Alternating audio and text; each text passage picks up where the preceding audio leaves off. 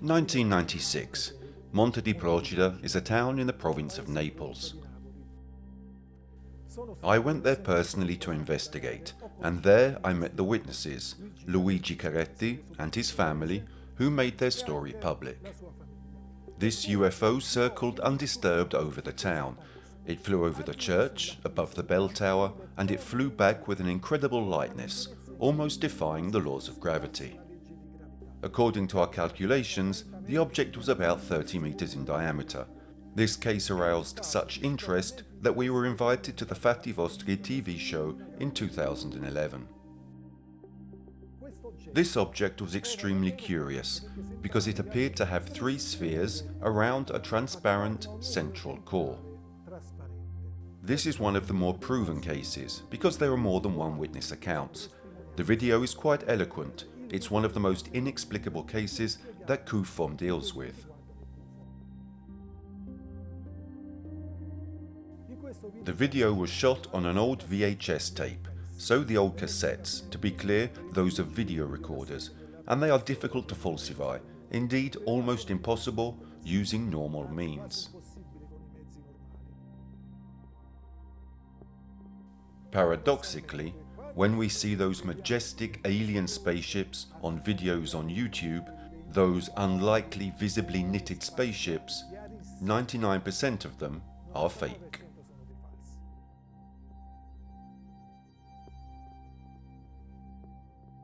That's why you should trust UFO centers, modestly like ours, because we work on sightings.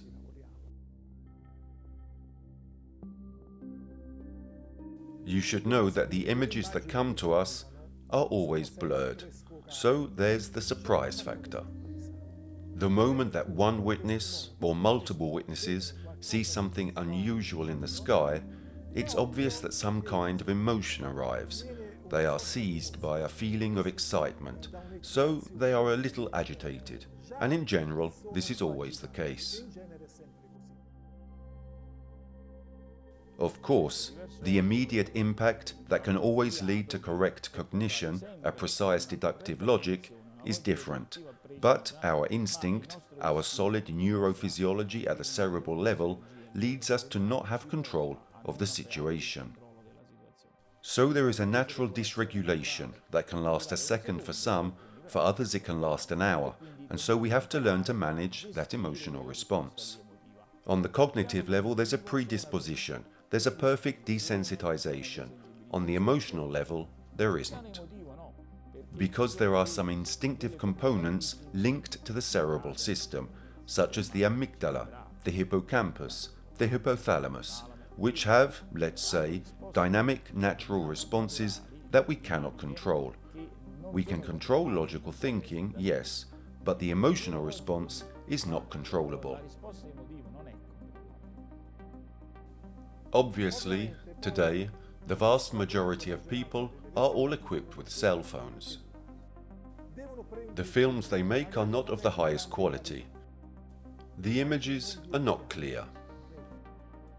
They have to frame the object, that is inevitably blurred in the video, and furthermore the objects themselves are surrounded by a type of halo, and this is a classic in UFO sightings. As if their source of energy makes them appear as if they are enveloped in some sort of energy field. In fact, they are always seen with this halo around them. So when we put all these factors together, the images are inevitably blurred. This is mainly due to the poor quality of the cameras on the cell phones. Poor in relation to the very professional cameras and video cameras that can be found on the market.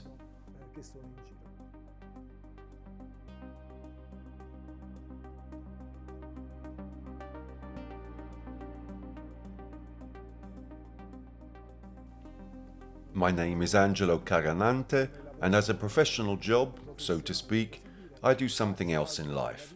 But I have a great hobby to which I dedicate many hours a day, and that is ufology. This topic has always attracted me, because since I was a child, I was lucky enough to have UFO sightings myself.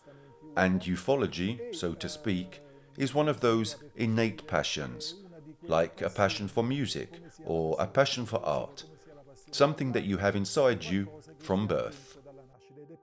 And it is precisely this passion, this innate predisposition, that leads to dedicating many hours, above all many times sacrificing other interests, with respect to this great mystery that is the mystery of UFOs.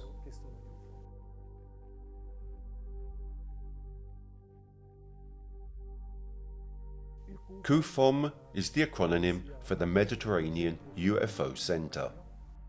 It's a non-profit research association founded on March the 8th, 2010. We are duly registered, as by law, and our aim is to try and help to get to the bottom of this great mystery that has intrigued man since the dawn of time. Because, even in ancient times, there were many ufological manifestations.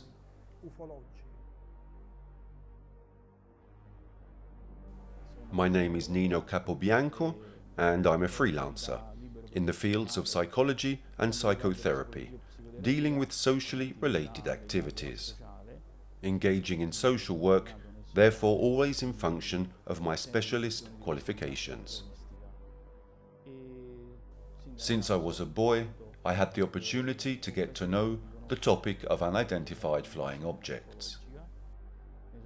I was attracted to it, passionate about it, and over the years I have always performed research in this area,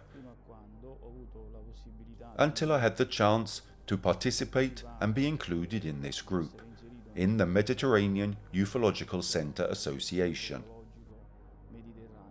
And through this center, I made some of my related research more specific regarding the psychological impact in hypotheses of extraterrestrial civilizations. It was important to make a move in this direction because I couldn't find any research on it. Also at an international level, not only in Italy. And therefore I devoted myself passionately to developing various arguments related to ufological topics. The word impact itself means what happens in the knowledge of the individual, in reasoning, in deductive logic that a human person can perform. Therefore, impact in this psychological sense, because it concerns the cognitive aspect, the cognitive structuring of the individual, and therefore one's reality of knowledge, one's beliefs. And this impact can happen when we become aware of certain phenomena, without neglecting, for example, close encounters of the third kind, but above all, the knowledge that the media sends us every day at every level. With the term impact, we obviously evaluate the stress that these factors could cause, related to anxiety, fears, and what happens to us in these circumstances. We examine what response this impact has on the individual. The Mediterranean UFO Center has developed over time. It was born as the Ufological Center of Benevento, therefore as a purely local reality. Slowly, we made ourselves more visible, receiving reports thanks to our call center. Whoever makes a sighting, even without pictures, because in ufology testimony is also very important, can contact us and we investigate these cases. When possible, unfortunately not always, we go to the places of the sightings to personally interview people and carry out surveys and investigations where the sightings happened. When it's not possible to go to where the sightings happened, we investigate, let's say using telephone interviews. When necessary, we also psychologically evaluate the witnesses to see if they are trustworthy people. And we understand this from many elements that we then cross-reference.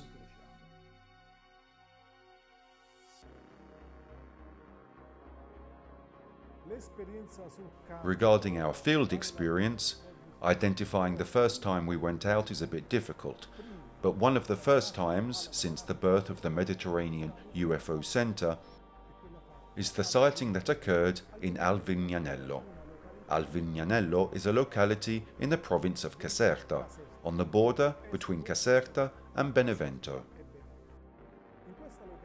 In this locality, various witnesses had seen a strange light in the sky, a kind of orange sphere that they then filmed. There were several witnesses, and they sent the material to the UFO Center. We analyzed these videos, and we went to the site to investigate these sightings. I say sightings because there were more than one. This case in Alvignanello, which, if I remember correctly, should date back to 2010, had such a strong resonance that on the website that we built in that period, we received literally hundreds of thousands of views. And precisely because of the interest created by this sighting, the TV show Studio Aperto of Italia Uno came to interview me, and this interview was broadcast on the Mediaset networks.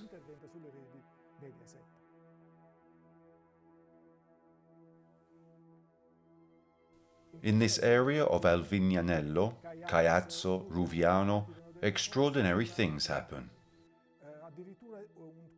A local farmer even found a circle in his lawn, in the garden in front of his villa, several meters in diameter, with strange white spherules.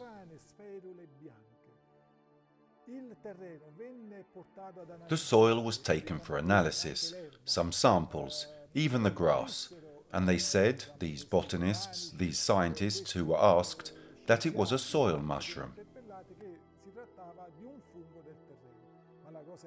But this is kind of strange, because in that area, the owner of the villa said, but also the people who lived nearby, they had never seen such a phenomenon before, and it never occurred again. In this area, there have been very frequent UFO sightings. Many people say that they have even seen strange beings, and among the farmers, this is very, very common. Keep in mind that in 1954, in that area, there was also the story of a farmer who returned home after a few days because he had disappeared. And remember, we are talking about 1954, basically the dawn of the media.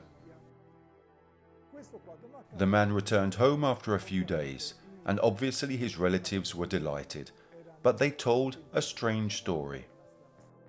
The first strange thing is that although it was raining outside, he entered the house completely dry.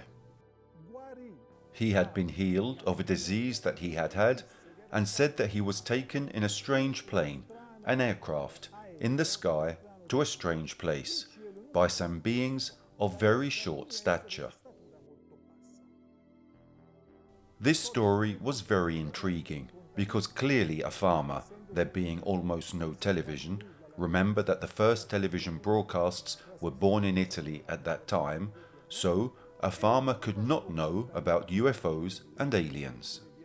And in that period, I have to say that there were several reports of short aliens, like dwarves, and similar to this is the case of Rosa Lotti, which happened, if I remember correctly, in northern Italy, which the newspaper Domenica del Corriere spoke of in those years. They told of two strange beings she had seen near an aircraft, while she was going to Mass, carrying her stockings. For some strange reason, these beings, close to a rhomboid-shaped aircraft driven into the ground, approached her, stole her flowers, and the stockings she had to wear to go to Mass. Therefore, very strange things, incident told by absolutely normal people. Of course, everything and more has been said about the grey beings. But the fact that many people talk about aliens, many abductees, many who were kidnapped, many who were contacted by aliens, so to speak, would indicate that it is indeed a race that actually exists, even though we don't have official confirmation of the existence of these aliens. However, many speak of Nordic aliens who are tall and blonde with blue eyes. Others speak of these grey beings having different heights, from very short to quite tall. They say they are naked, but that is absolutely not true, because these beings will surely have a suit, a type of suit that is skin tight. So this aspect is also intriguing, and we talk about many other races. From a, let's say, scientific point of view, one cannot help but talk about hypotheses. We have certainly proposed and asked for collaboration to form a team of experts, in which we will obviously have psychologists specialized in the various branches, psychiatrists, neurologists, and also other medical specialists,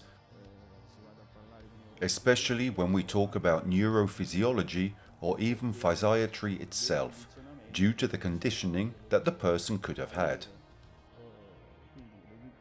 Therefore, the team would also need these professional experiences, precisely because they are linked, for example, to the psychosomatic response to any stress suffered by the witness. Regarding the ufological investigation, it seems to be something simple, but it absolutely requires many skills. So you have to have experts in physics, experts in chemistry, experts in optics, ufologists who embrace a little of all this knowledge. Then you have to analyze the images. In fact, it works like this. The report of the sighting arrives. Once the report arrives, when it is accompanied with videos and photos, it's easier for us, because we are better able to contextualize also the characteristics of the place where the sighting occurred, and understand the facts as they happened. So when this video arrives, this report, we do an initial screening. We have received so many reports since the day that Kufon was born, the 8th of March 2010, Women's Day. Literally thousands and thousands of reports have reached us. By now we are able to distinguish between the photos and videos, because for most of those we receive, we are already immediately able to establish at first whether these images are worthy of being analyzed and investigated. Once this first choice has been made among all this copious material that comes to us, especially in the summer, because there are beautiful days and people are outdoors more, we take these images and immediately pass them on to our analysts, to our video experts.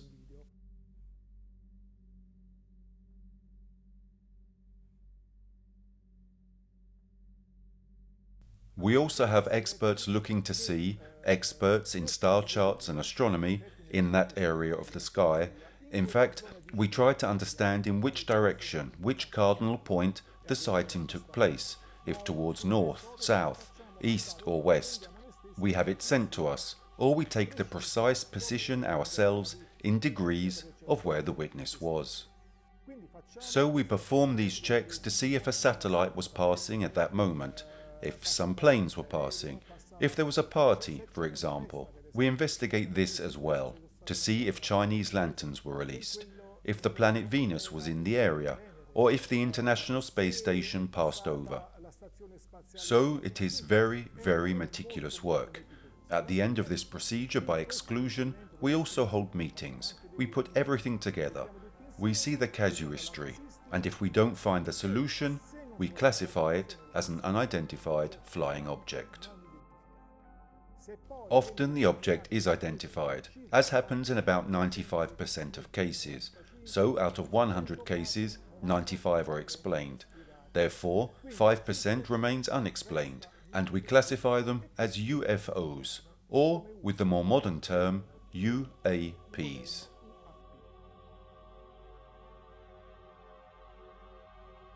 When we talk about conditioning, we are also talking about stress factors. which can be concomitant or can also be causative in origin, and therefore stress produces in the individual a series of emotions, cognitive reworkings that go to determine a kind of suffering. So we must try to understand the type of conditioning, and therefore the response, whether it is a function of concomitant events or a function of experiences lived in a certain period.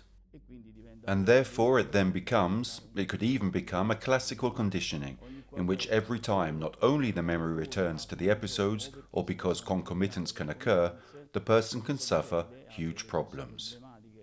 This can vary from individual to individual, from small to large structures.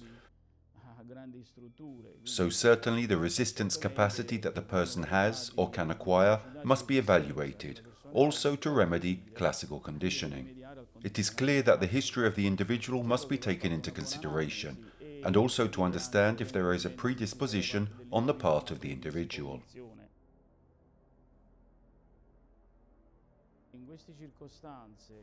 In these circumstances and in these phenomenologies that are told to us, I have to admit that a good percentage of people who have contacted us, who have shown us their experience, who have shown signs of being contacted by aliens or abducted and more,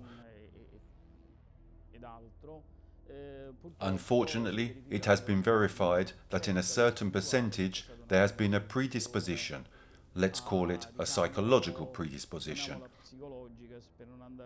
Therefore, in that case, the operator or the researcher must be careful.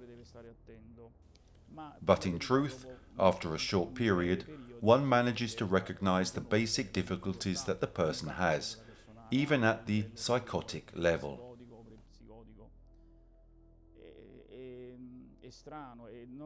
It is strange and incorrect to generalize all this with respect to the witnesses, delegating them all into a visionary category. Even sometimes we can refer to schizophrenia. This is harmful and is not objective in our research, because these people could also be conditioned by this contact, by this formula of experience, and also have had a predisposition that led them to that status. But it is possible that they can recover and safely continue their experience. As far as CUFOM is concerned, we obviously have many interesting cases, such as that of Iglesias, which happened in 2014, when a family from Porto Scuso, which is about 20 kilometers from Iglesias, was literally chased by a UFO.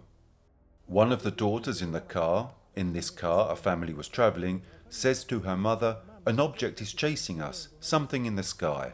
Her mother replies, "As if," and they see this object that actually looked like it was following them.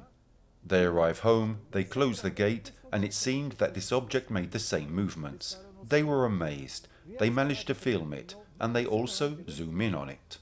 At the beginning it was triangular. You can also see this from the images, from the video they shot.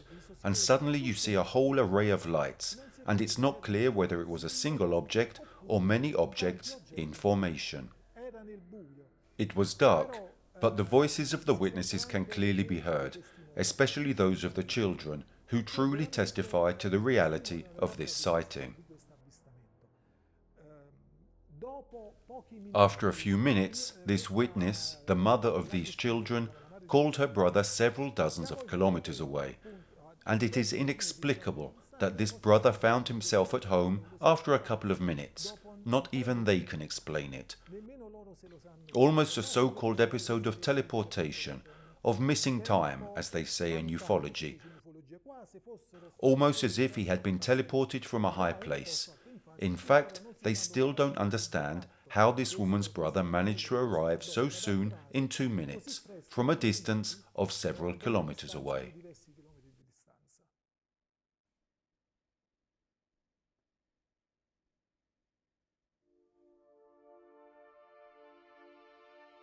In 2010, in Crispano, in the province of Naples, some very strange events occurred.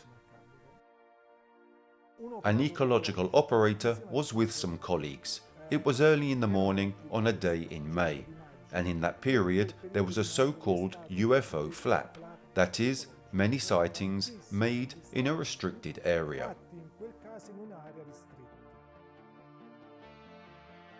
While these three ecological operators were working, at a certain point early in the morning, they felt like they were being observed.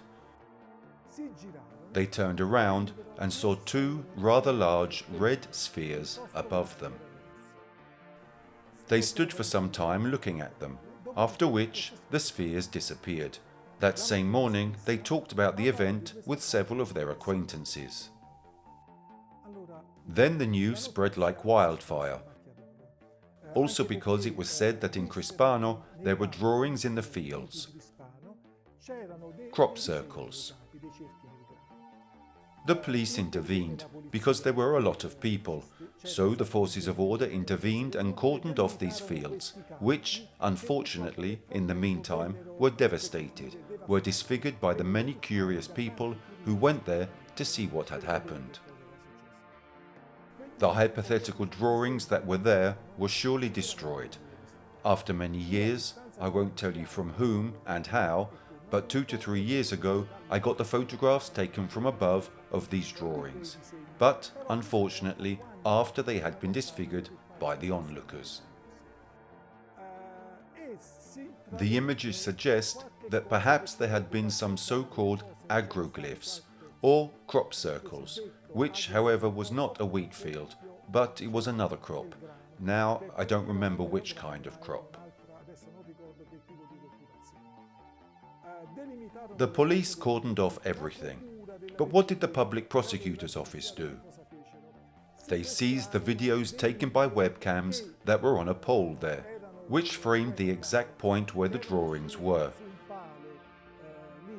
The fact is that they just disappeared. They were seized. In fact, even the traffic policeman told us these guys from the judicial authorities came and they seized the videos. So unfortunately, we couldn't have access to these videos. Pietro and Angela, who were also part of the Brusciano Case Ufological Center, were in the car, two sweethearts at the time, May the 8th, 2010, if I remember correctly.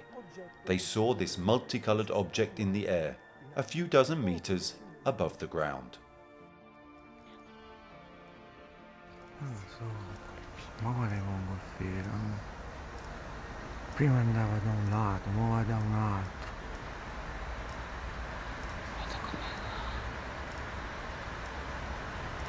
They saw this object approaching. It was quite big. They even estimated it was bigger than a car. Out of fear, the couple took refuge in the car because this disturbing object was completely silent. Eventually, the object flew away and the couple got out of the car, quite scared.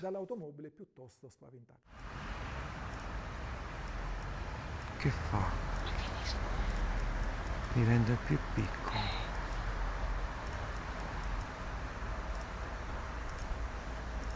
Si è fermato l'uomo. No, cammina però lentamente. Cammina lentamente.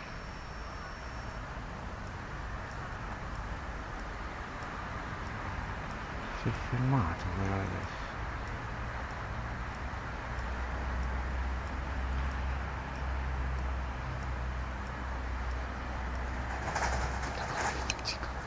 Sì, ma prima luccicava di più. Perché era più vicino, Pietro. Poi, sì, poi è più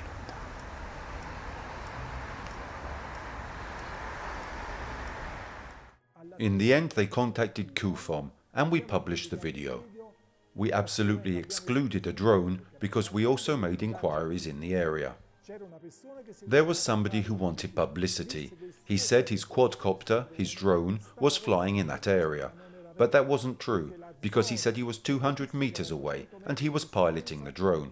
But it's not true, because the area has many buildings, so commanding that drone 200 meters away is impossible. The person had never been in the area, so that was absolutely an unidentified flying object. I can confirm it. Empathy, as its etymology rightly states, is to put yourself in somebody else's shoes, to confront each other. The interlocutor can be more than an interlocutor, being able to enter into their problems, knowing how to perceive them, knowing how to share them, and how to get them out of their situation.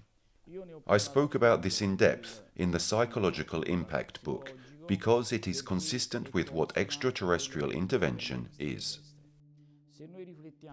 If we reflect on the positivity of the extraterrestrial civilization that is possibly related to us,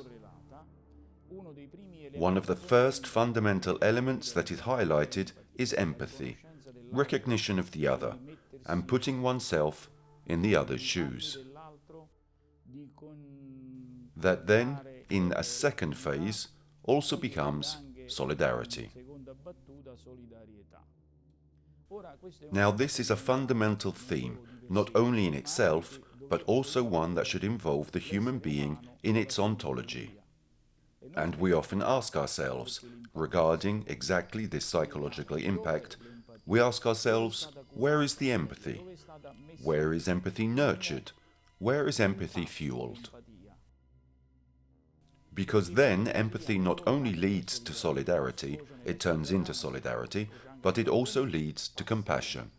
Therefore, compassion not in a derogatory sense of compassion towards the other, but in the compassion of sharing and therefore in solving the problem. Where is this compassion? This is what extraterrestrials ask. Eventually, they encourage us to proceed in this direction. But what is the empathetic response that the human being gives? There is a value that is very evident in those who claim, without scientific evidence, that they have been contacted, that they are in contact, that they have had close encounters.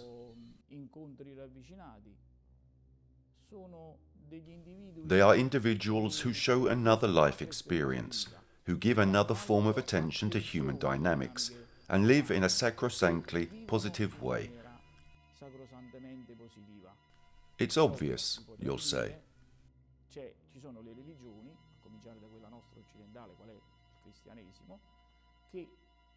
There are religions, starting with our Western one, that is Christianity, which have always given this information and try to facilitate the population to carry on this discourse. This empathetic phenomenology doesn't enter, hardly enters the human cognitive structure, and is a fairly emblematic situation. It is certainly not a positive sign, and this should make us reflect.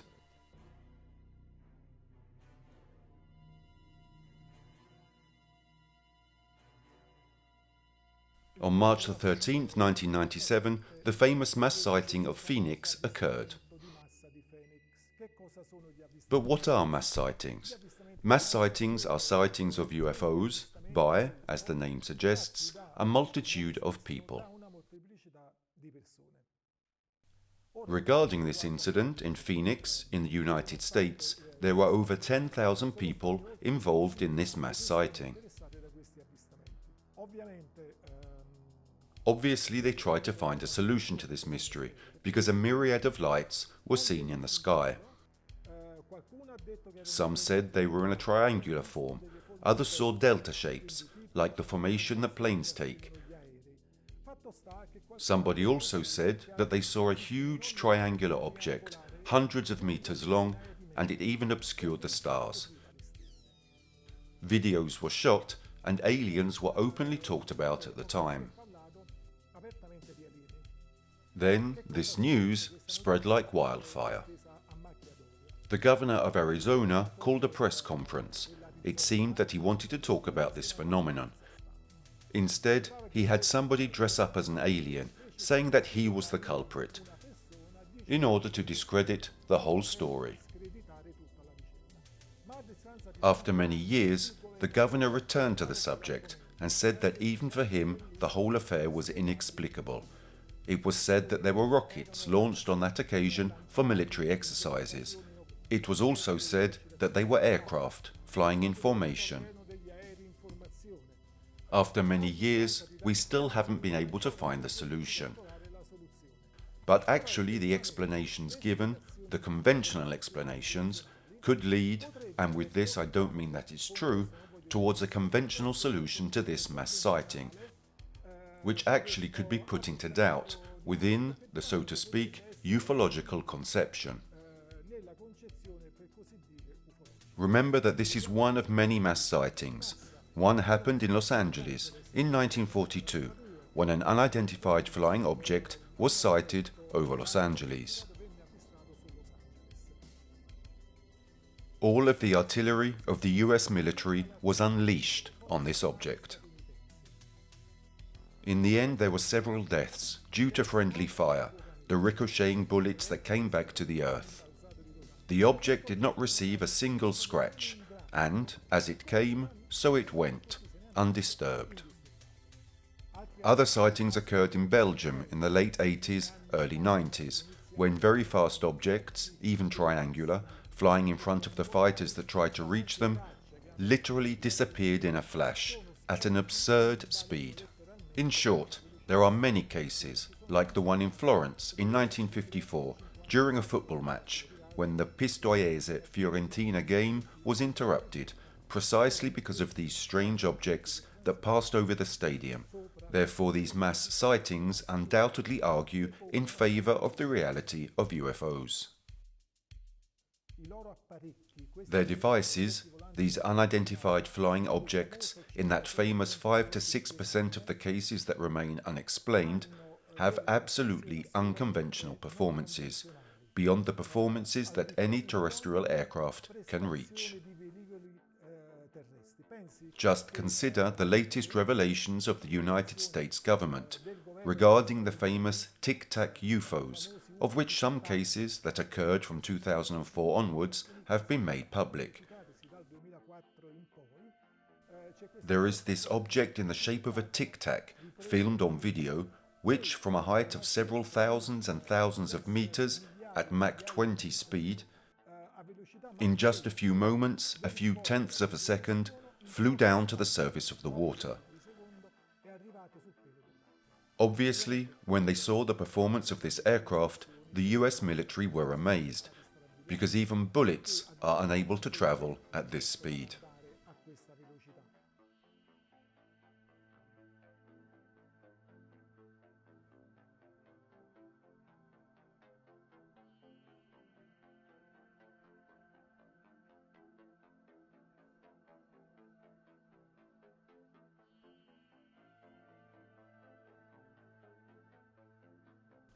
These objects have no protuberances, they have no wings, and they are something beyond any terrestrial logic.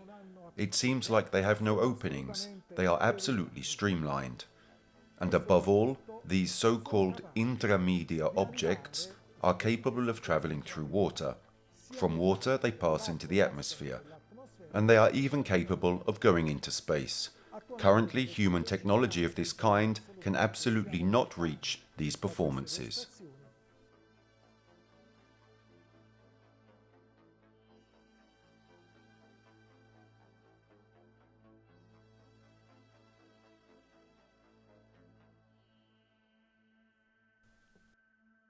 These objects have no visible propulsion systems.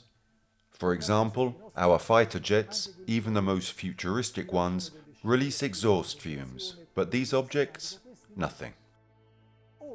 In order to reach this result, they probably, almost definitely, do not use combustion engines. Combustion engines that release gases that are bad for the environment. The whole world knows about the famous Seven Sisters, the 7 oil companies, the 7 bosses that have enormous economic interests.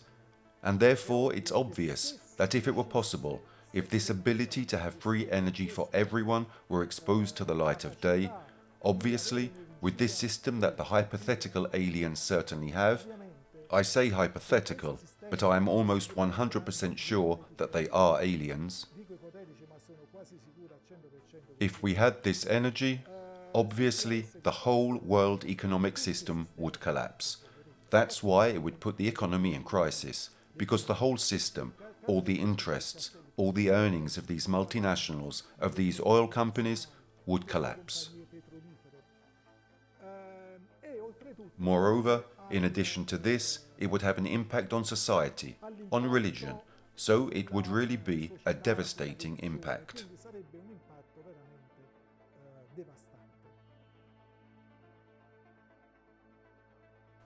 Strangely, in places where there are volcanoes, we receive many more reports than in other places.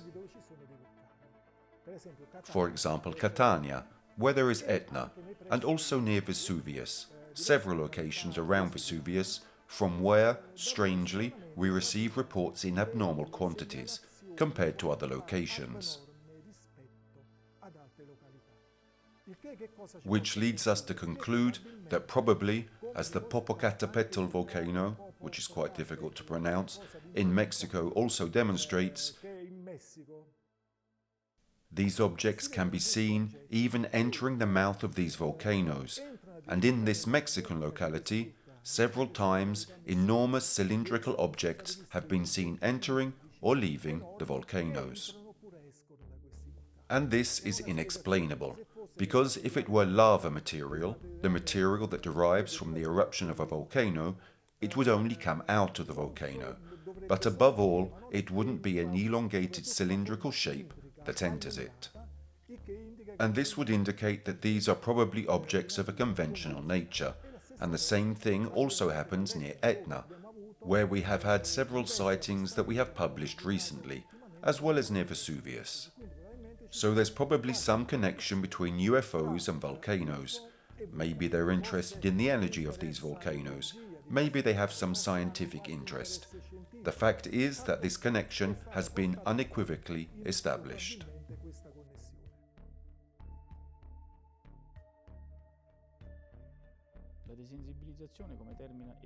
Desensitization, as an etymological term, already expresses itself, where there is a perspective of positively sensitizing the individual to issues that have created problems for him. We can speak, for example, of phobias. We can speak of emotional structures, of non-positive responses in some contexts. Therefore, desensitization aims as a strategy to ensure that the person returns to his original sensitivity, a normal sensitivity. It is clear that the desensitization that I have obtained in relation to psychological impact takes its example from the desensitization structured not only in the psychological field, but in the clinical health field, and therefore in general. We were saying, a strategy created in such a way that the person can get closer to the phobic topic, or other problems, in a serene manner, and then refer to a correct management of that moment he or she must live.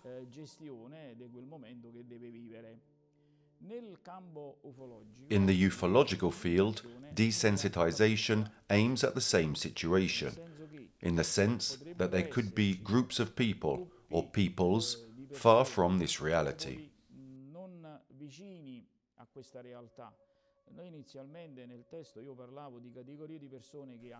Initially, in the book, I spoke of categories of people who have always welcomed the vision of the extraterrestrial hypothesis, people who ask for information and are skeptical, and people who deny the phenomenon. And then there are people, however, who, as I said, accept it, agree, and they are used to discussing problems, seeing situations, discussing, learning new things. Therefore, for those who are not close to this sensitivity, it is good that it can happen through this strategic formula of desensitization.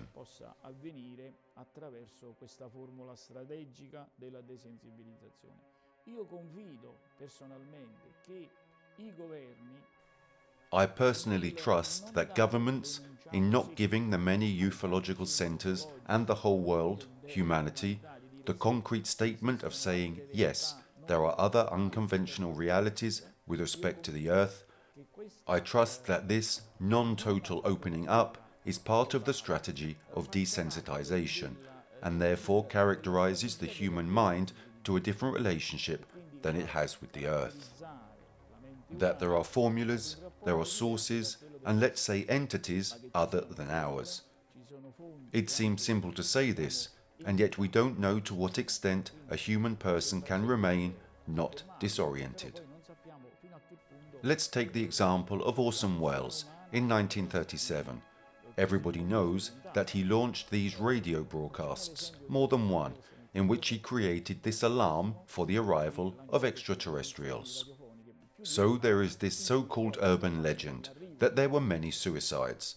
This isn't true, it's been proven. Surely some happened, but from that to a mass suicide is not possible. They made various episodes, and in the end, little by little, there was also a moment, in involuntary quotation marks, of desensitization. So starting from that period, many cases happened, and ufology says, the new ufology that started from 1947, although I don't agree with that, says that led precisely to desensitization. And today I believe, as I also say in my book, that this desensitization has achieved excellent results. They have finally decided to give us real information. On June the 21st, 2021, a Pentagon report was published on 144 sightings, 143 of which were unexplained. We are talking about sightings by qualified personnel, therefore pilots, trained personnel. By this I mean they are quite reliable. So 143 out of 144, one was a deflated weather balloon, which means that this is a huge percentage and that the phenomenon is truly remarkable.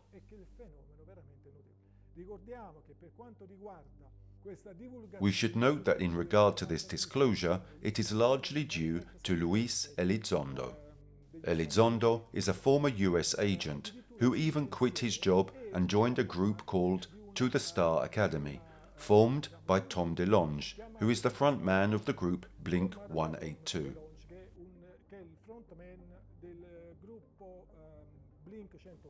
So this man managed to put together a group of insiders, a group of ex-pilots, scientists, etc., etc., who have been part of secret US projects. Indeed, this disclosure, made later by the New York Times a few years ago, around 2017, if I remember correctly, cornered the US authorities, forcing them to reveal that there was indeed a program called AATIP, which had been going on for several years, and which also included Luis Elizondo, who quit precisely because he had seen that the UFO phenomenon was not taken seriously. And in the end, several videos came out, and this is probably only the tip of the iceberg of this phenomenon. Surely they are telling us very little. Let's not forget that there have been further developments, because NASA has also entered the game, and within this year, NASA should also publish their report on unidentified flying objects. Moreover, we must also thank Jeremy Corbyn, an American documentary filmmaker, who has contributed a lot to this disclosure, as well as John Podesta, who is a former head of cabinet of American governments from the years 1999 to 2001. Desensitization always serves to get used to coping, both with an event of that period, of that present moment, and with what could happen in the future. And so we perform pre-futurized feedback. If we are indicating, if we are bringing examples, sometimes even gigantic, contestable examples, about spatial values and these unconventional, unrecognized means of transport, that too is a form of desensitization. It would be different if suddenly, in a given territory, an unconventional vehicle landed and could cause never-seen-before situations, even in the present, even with desensitization.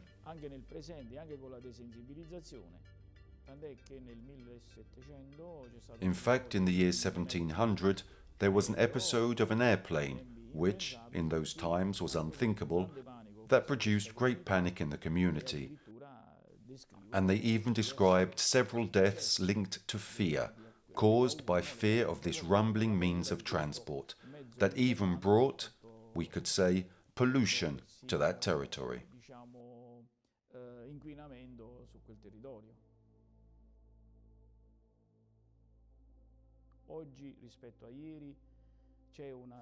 Today, compared to yesterday, there is a new reality of openness, of central governments that communicate phenomena and indirectly respond to the evidence, to the reality of these ufological circumstances.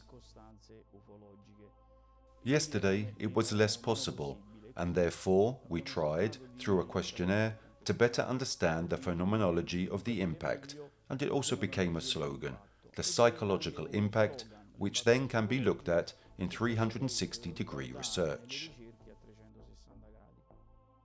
Allora, l'essere umano aliena a se stesso è un discorso molto profondo.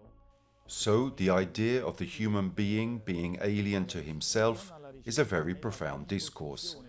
We can understand that not in research, but in the evolutionary composition of his own identity, his own self, a person recovers his own self through learning and imitation, unfortunately sometimes negative, of the external phenomenology, which is, for example, which can be social contacts, social problems.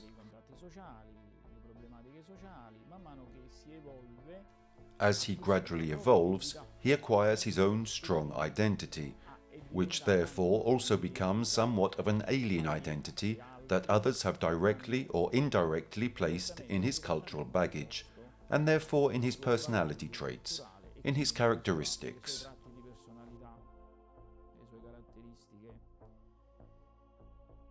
At the same time, how could clipiology intervene with respect to what the individual should know, should appreciate, should desensitize themselves with respect to extraterrestrial phenomenology? It is very simple. This ideology, first of all, its etymology tells us it comes from klipios, the famous shield of the Romans, and therefore, when concerning ancient ufology, refers to what the clipiology of the Romans was, who had identified in this phenomenon, comparing it to the clipius shield, therefore they spoke of clipiology, therefore the shield, of this flying object similar to the shield. Quindi si parlava di clipeologia, quindi di questo scudo, di questo oggetto volante simile. Clipiology in ufology is very important because it makes us enter a logic of feedback. We know well that feedback is the control of both the present moment and, if necessary, the past. So we can start revisiting our ontology from yesterday, an hour ago, centuries ago, ages ago, all the way back to the beginning. At the beginning, the dawn of the history of our planet.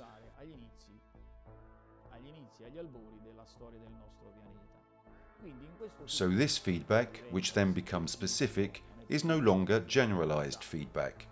We are here and we can give generalized feedback, asking ourselves how many minutes of discussion we are having. While in this case, it refers to what historical events tell us and demonstrate unequivocally the ufological logic in the past. In every era of human history, not just our Western one. In your reflections, I noticed that in my text, I put more emphasis on the West, quoting, let's say, in relation to the other continents, for example, the very important South Americans, but also and above all, the Eastern civilizations that predate ours, predate our culture. So this consideration, this knowledge that the ancients have passed on to us is very important. We don't have to look up into the sky, night and day, to see if extraterrestrials exist. Our ontological feedback tells us, because we cannot consider nonsense the words written by Cicero, by top writing experts, but also by the simplest people who have told us of many situations. So the novelty that I probably allowed myself to give to ufological research was this of feedback. So, going back in history and studying history, we discover that we have always been visited by extraterrestrial entities. Are they Confederates? Are they related to what religions tell us? We don't care. At this moment, we are interested in working on feedback and discovering that we can have the answer to our existence from the past. In the last 10 years, starting from 2010, when we also held conferences at a national level, in Rome, in Modena, I remember I insisted a lot on the feedback. Not because it was a work of persuasion, but it was my means of research, which transmits to me the subject I deal with, and therefore I can say, let's say, that in fact a myriad of publications related to the past came up. But not only. Research on the Bible, on the Vimanas, on Buddhist textual books, and so on. But all the sources have been researched completely and thoroughly. The territory, archaeology, historical, direct and indirect references, as we mentioned before, Cicero, that demonstrate this grandiose reality, and many authors really came to write splendid works. And that was what I wanted. So the feedback, going back to your question, is inevitable, and clipiology is a clear example. I can even say, paradoxically, outdated, because this phenomenon is clear, inevitable, indisputable.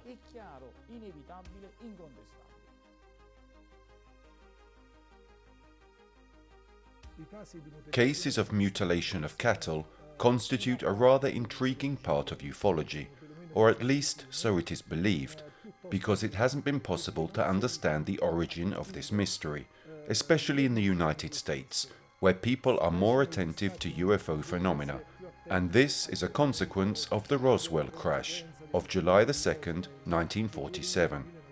This case had a truly remarkable effect of awareness on the population, so the Americans are very attentive to the UFO phenomenon.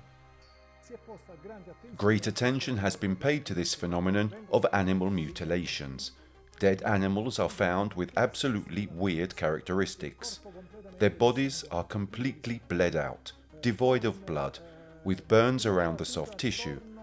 Body parts that have been eliminated, that have been removed, the others, genital organs, etc. Now, someone could say that it is predators who do this, but this is not the case, because first of all, traces of predators have never been found, and let's say, when there are these phenomena, in fact, when there are these mutilated animal carcasses, quite horribly in so many cases, because other parts of the body are also removed, predators don't even come close to the bodies. These animals are almost always lying on one side, and all the bones are crushed where they are lying. They are broken, which means that these carcasses have probably been dropped from a certain height, and this would explain why their practically crushed skeleton corresponds to the part resting on the ground. Very often, unidentified flying objects have been seen flying in these areas, so there are some ufologists who believe that this is probably the work of aliens. But for what reason? Perhaps, hypothetically speaking, they need something concerning the body of these animals, for purposes that we are unaware of.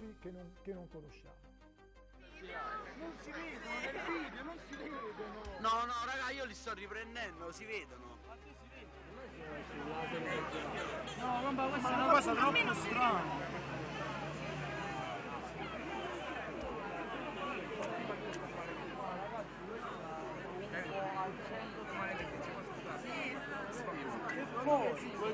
Ma come fanno? Sono 3 aerei là. Non sono aerei, non sto pensando. Ma ti ha detto che non era vero? No, e poi Vincenzo, ne erano 2. Inizialmente ne erano 2, si sono sdoppiati a 3. No, sono sempre stati 3, ma non fanno forme strane. Guarda che cazzo stanno facendo, ma che sono? Miki, ma tu riesci a Secondo te vedere? che Sì, le sto riprendendo. Stanno azzeccando tutti, guarda.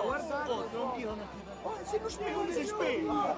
Uno è sparito. Ma lo vedi? Ma Cos'è reazzetta? che cazzo è? A me non si vede. A me si vedono, ragazzi. Ma si può avvicinare? No, questi ti pigliano per pazzi. Guarda, una mo' è sparita. Cioè, cose di pazzi, veramente. Sì, mo sì. Oh, guarda come Francesco, stanno vicini non quei so, due, come eh. fanno a stare così vicini? Ma Ho capito. Ma obiettivamente. Quali cazzo di aerei? come fanno a stare quei due aerei così vicini? No, no, voglio, è troppo una È cavallo. diventato un puntino, mo si è spenta. Mo si a intermittenza, ma che cazzo è? Ma che A sono me fanno impressione. Si è spento. Cioè, si è Oddio, ma spento. state No, tira l'altro quella. Che uno si è spento e pure il secondo sta spegnendo. No, raga. Michele, cioè, se si vede bene. Io l'ho ripiato abbastanza bene.